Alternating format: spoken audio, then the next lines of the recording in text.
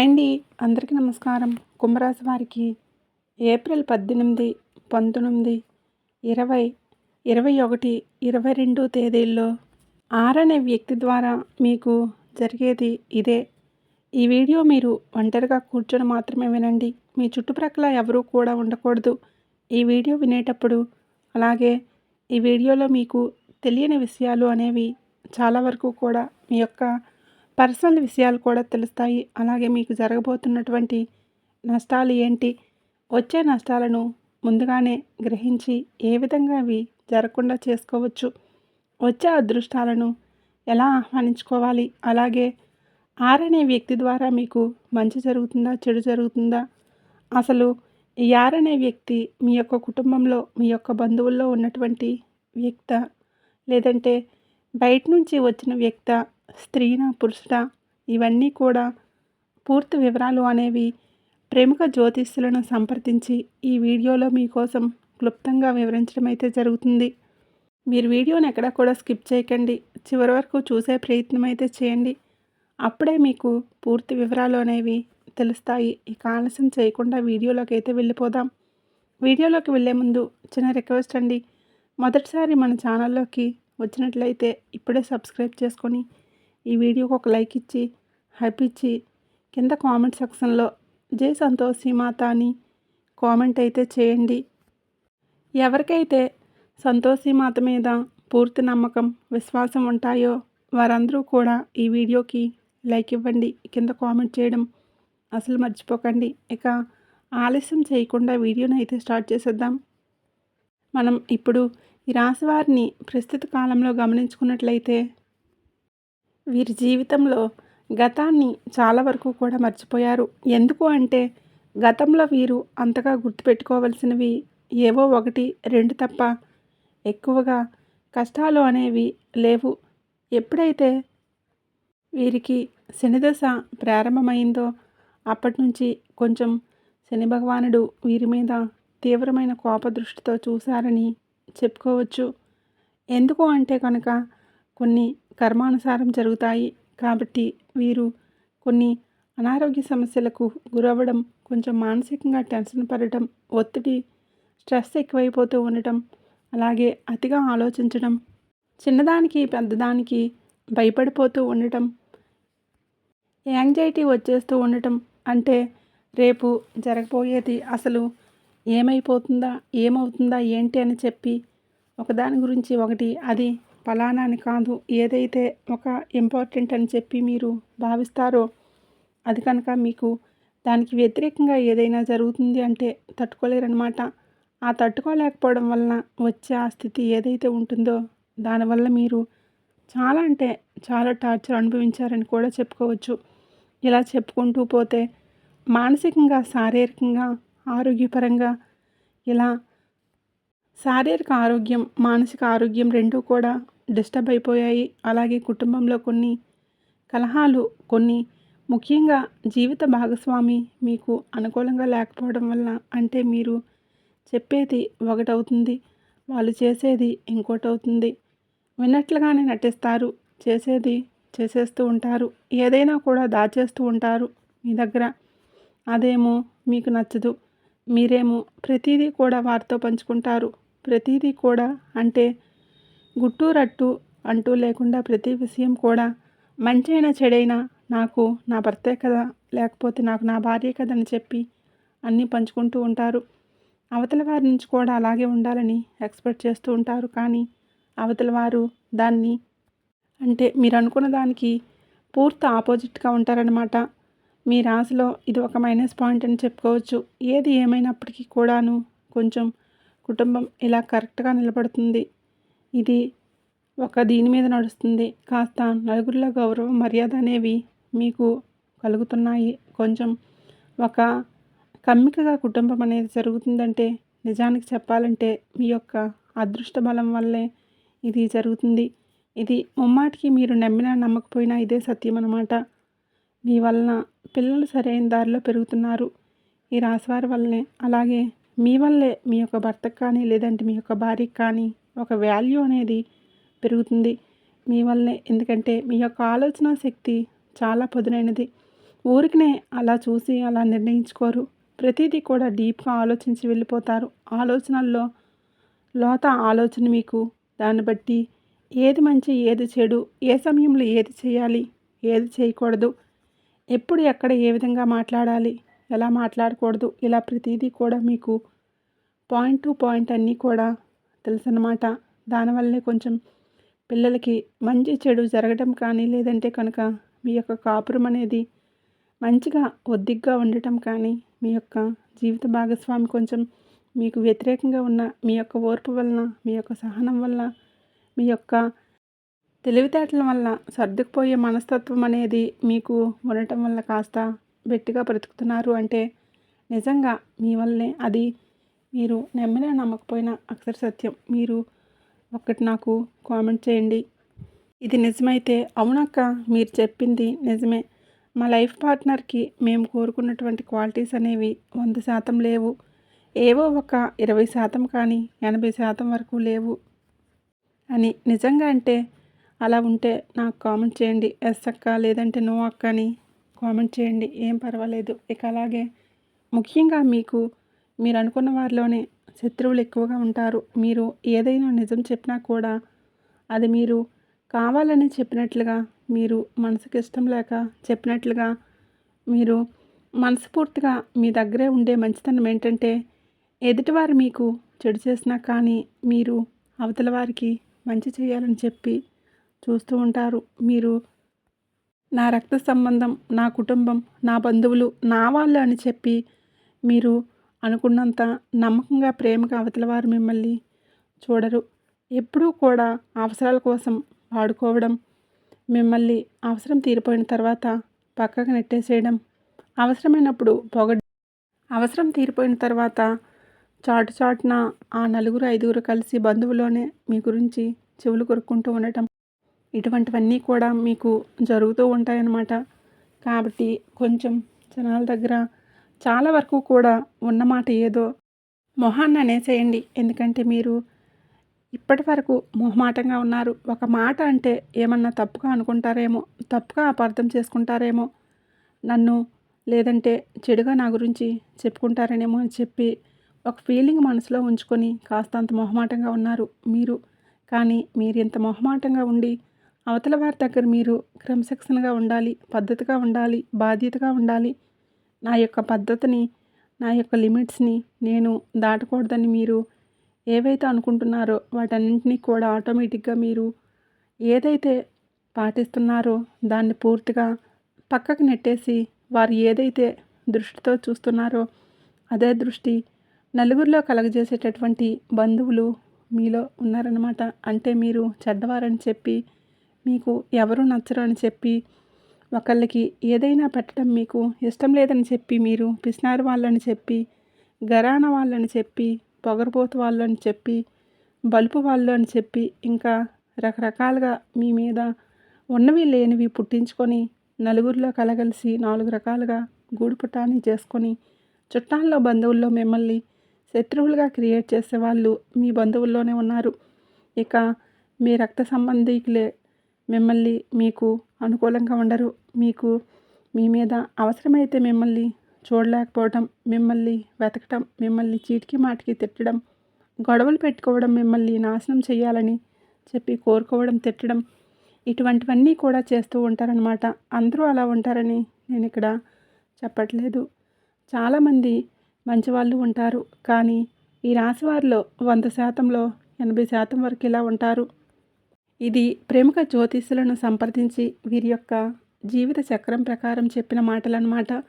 ఇక అలాగే ఈ రాశివారు ఎన్నో కష్టాలు పడ్డారు, ఎన్నో బాధలు కూడా పట్టారు, ఎంతో నరకాన్ని చూశారు. ఈ యొక్క వీరికి శనిదశ ప్రారంభమైన తర్వాత మంచి ఏంటి, చెడు ఏంటి, ఏది చేస్తే ఏమో, ఏది ఎక్కడికి వెళ్తే ఏ మాట వినాల్సి వస్తుందో, ఎవరికి సహాయం చేస్తే ఎవరు వాడుకొని వదిలేస్తారు, ఎవరి బుద్ధులు ఎటువంటివో, ఎవరు దేనికోసం మన దగ్గరికి వస్తున్నారో ఇవన్నీ కూడా గ్రహించగలిగేటటువంటి తెలివితేటలు ఎప్పుడైనా మనకి పాఠశాలలో నేర్చుకునే పాఠాల కంటే కూడా ఈ యొక్క జీవితం అనే పెద్ద పాఠశాలలో నేర్చుకునే గుణపాఠాలే చాలా ఎక్కువగా ఉంటాయి. అందులో మీరు చాలా తెలివైన వారు. ఎదుటివారు మన దగ్గరకు వచ్చారంటే మన మీద పెత్తనం చెలాయించడానికి వచ్చారా? లేకపోతే మనల్ని వాడుకోవడానికి వచ్చారా? లేదంటే మనల్ని వెతకడానికి వచ్చారా? లేదంటే ఒక మాట అనడానికి వచ్చారా? మన యొక్క పరువు తీయడానికి వచ్చారా? లేదా మనతో అవసరం గడిపించుకొని పక్కకు వెళ్ళడానికి వచ్చారా? ఇలా అన్ని కోణాల్లో కూడా ఆలోచించగలిగేటటువంటి మేధాశక్తి మీలో ఉంది. అలాగే డబ్బును కూడా చాలా జాగ్రత్తగా ఖర్చు పెట్టాలి అని అనుకుంటారు. కానీ అప్పుడప్పుడు మీ మనసుకి ఏమనిపిస్తుందంటే, అబ్బా! ఉన్నది ఒకటే జీవితం. చిన్న జీవితం కదా! చిన్న చిన్న కోరికలు ఇవి కూడా తీర్చుకోకపోతే ఎలా అని చెప్పి అనిపించి కొంచెం మళ్ళీ చేజారుస్తారు.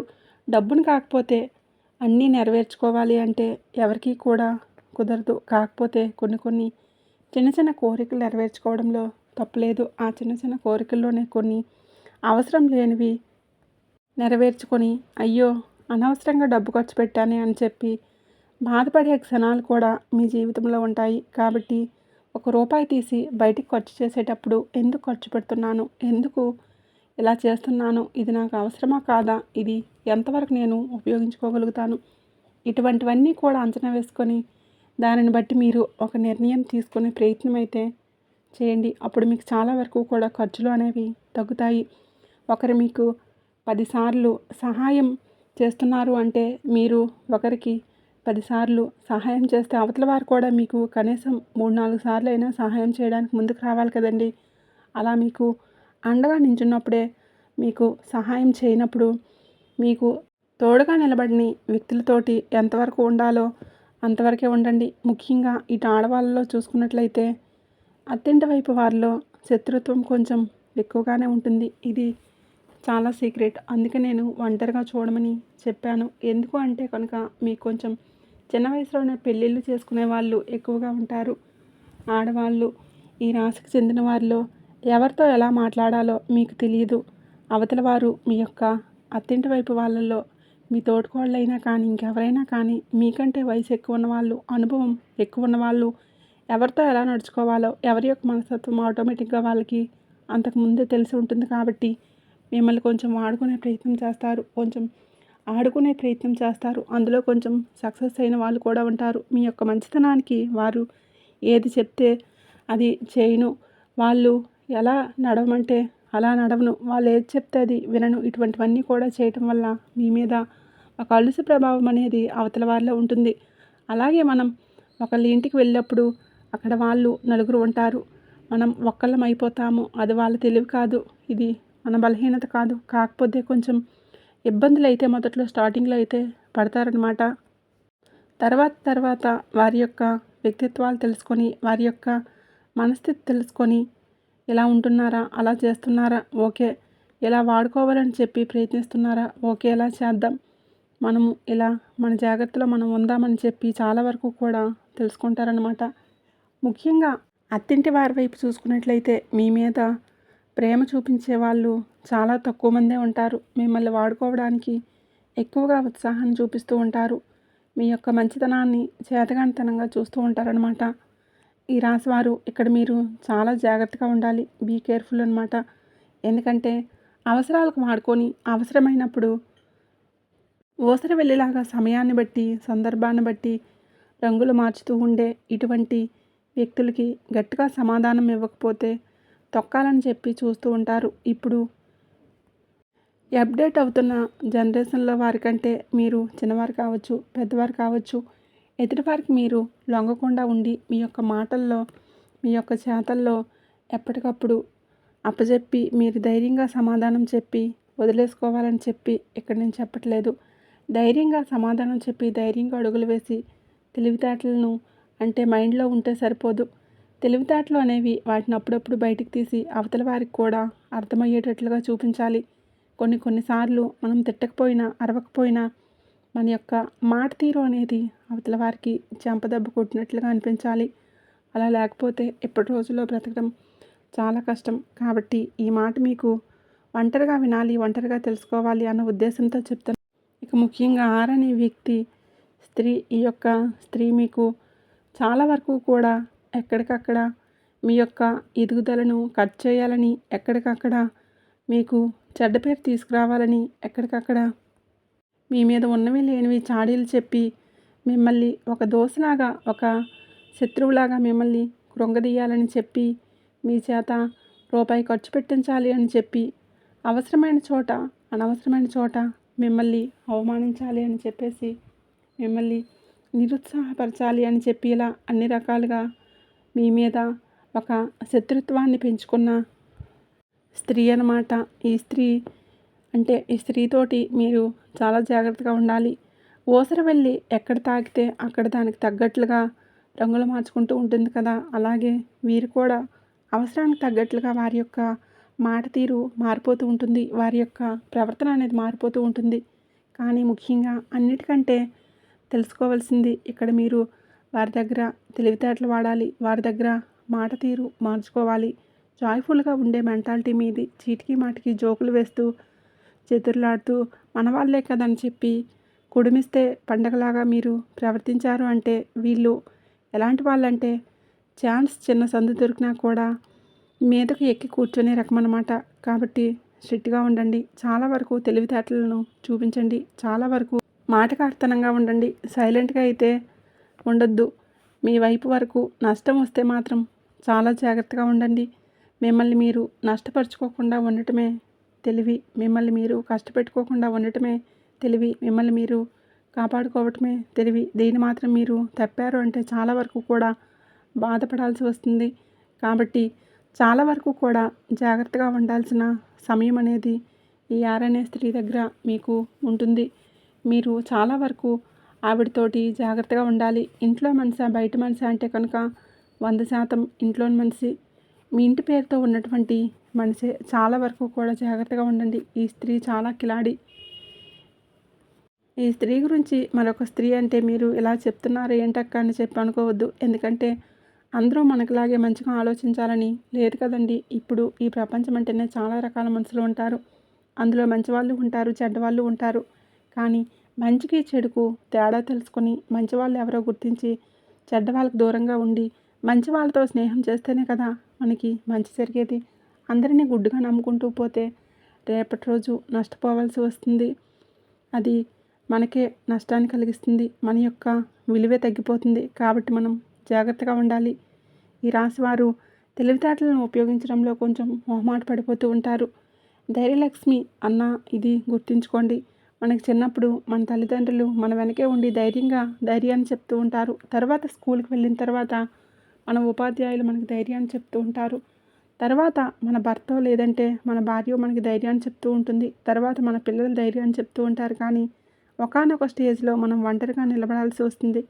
ఏదైనా ఊరు వెళ్తాము, ఎవరు మన వెనకాల రారు కదండి. అటువంటప్పుడు మన తెలివితేటలు మనం చూపించుకోవాలి. ప్రతిదానికి కూడా ఇదని చెప్పి ఒకళ్ళు సలహా తీసుకోవడం తప్పు కాదు. కానీ ప్రతిసారి కూడా అక్కడ ఇది చేసి వచ్చాను, ఆ టైంలో ఈ మాట అనాల్సింది నేను అనలేకపోయానే అని ఇంటికి వచ్చి ఫీల్ అయిపోతూ ఉంటారనమాట. అలా కాకుండా వెంటనే అనేసేయండి. వెంటనే టక్కుమని మనకి ఒక ఐడియా వచ్చేసేయాలన్నమాట. అలా ఆలోచించగలిగినప్పుడే అప్పుడు అవతల వారికి నోరు మూసుకునే కెపాసిటీ వస్తుంది. కాబట్టి మీరు చాలా అంటే చాలా జాగ్రత్తగా ఉండండి. ఈ రాశివారు ఈ అనే స్త్రీ ద్వారా మీ యొక్క మెట్టింటి వైపు వారి దగ్గర చాలా అంటే చాలా జాగ్రత్తగా ఉండాలి. ఇక ఈ 5 రోజుల విషయానికి వస్తే మీకు అనుకూలంగానే ఉంటుంది. ఎటువంటి ఇబ్బందులు ఉండవు, ఎటువంటి కష్టాలు ఉండవు. కాకపోతే కొంచెం వృత్తికి సంబంధించి చిన్న చిన్న ప్రాబ్లమ్స్ వస్తాయి. అవి మీకు పెద్దగా కనిపిస్తాయి.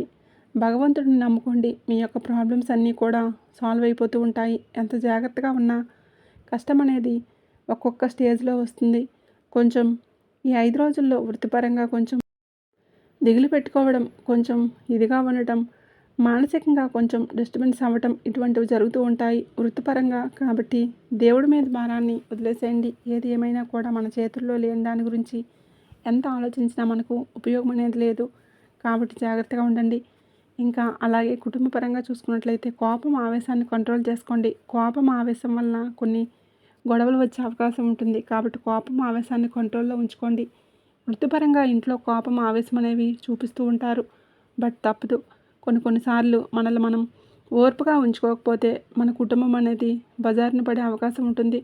ఎక్కడ ఏ మాట వినబడితే ఎక్కడ వీరిని అలసుగా చూద్దామా అని చెప్పి కాచుకొని కూర్చున్న వాళ్ళు చాలామంది ఉన్నారు. కావున ఈ యొక్క విద్యార్థులు ఎవరైతే ఉన్నారో విద్యార్థులు కూడా చాలా కష్టపడి చదవండి. అలాగే కొంచెం ఆడపిల్లలు జాగ్రత్తగా ఉండండి. ఎవరికైతే ఈ యొక్క మొబైల్స్ ఎక్కువగా చూస్తూ ఉంటారో ఈ యొక్క మొబైల్స్ ఎక్కువగా చూసేవారికి ఇన్స్టాగ్రామ్స్లో అమ్మాయిలకి అబ్బాయిలు పరిచయం అవుతూ ఉండటం, వాళ్ళ యొక్క మాయ మాటల్లో పడిపోతూ ఎక్కువగా వారితో క్లోజ్గా ఉండటం, వారి మాటలు మీకు నచ్చడం, వారితో ఎక్కువగా శ్రద్ధను చూపించి ఇన్వాల్వ్ అయిపోతూ ఉండటం, వారి గురించి ఆలోచించడం, ఇటువంటివన్నీ చేస్తూ ఉంటారు. ఇవన్నీ కూడా నాకు తెలిసి పిచ్చివాళ్ళు చేసే పని, తెలివిగల వాళ్ళు చేసే పని కాదు. ఎందుకంటే ఇవన్నీ ఈ రోజుల్లో ఎంత నార్మల్గా అయినప్పటికీ మీ భవిష్యత్తు, మీ యొక్క జీవితం, మీ యొక్క తల్లిదండ్రుల మాట, మీ యొక్క చదువు, మీ యొక్క ఉద్యోగం, మీ యొక్క ఉన్నత స్థాయి, వీటిని మించి ముఖ్యమైనది మరొకటి లేదు. ఇవన్నీ కూడా మీరు ఒక పక్కకు వదిలేసేయాలన్నమాట. ఇవేవి కూడా మీ యొక్క జీవితాన్ని ఉద్ధరించేవి కావు. మీ జీవితాన్ని నాశనం చేసేవే. కాబట్టి విద్యార్థులు చాలా జాగ్రత్తగా ఉండాలి. చదువు మీద శ్రద్ధను చూపించండి. రియల్ ఎస్టేట్ వారికి, రాజకీయ రంగంలో ఉన్నవారికి, సినీ రంగ పరిశ్రమల్లో ఉన్నవారికి అందరికీ కూడా అనుకూలంగానే ఉంటుంది. ఎటువంటి ఇబ్బందులు అయితే ఉండవు. డబ్బు పరంగా కొంచెం గట్టిగా ఉండండి. డబ్బును ఎక్కడా కూడా జారవిడవద్దు. అర్థమైంది కదండి. మీకు ఈ వీడియో నచ్చినట్లయితే తప్పకుండా లైక్ చేయండి, షేర్ చేయండి. అలాగే లైక్ ఇచ్చిన వెంటనే హైప్ వస్తుంది, హైప్ ఇవ్వండి. కింద కామెంట్ సెక్షన్లో జై సంతోషి మాత అని చెప్పి తప్పకుండా కామెంట్ అయితే చేయండి. మొదటిసారి మన ఛానల్లోకి వచ్చి చూస్తున్నట్లయితే ఇప్పుడు మన ఛానల్ని సబ్స్క్రైబ్ చేసుకొని సపోర్ట్ చేయండి. రేపు ఒక మంచి వీడియోతో మళ్ళీ కలుద్దాం.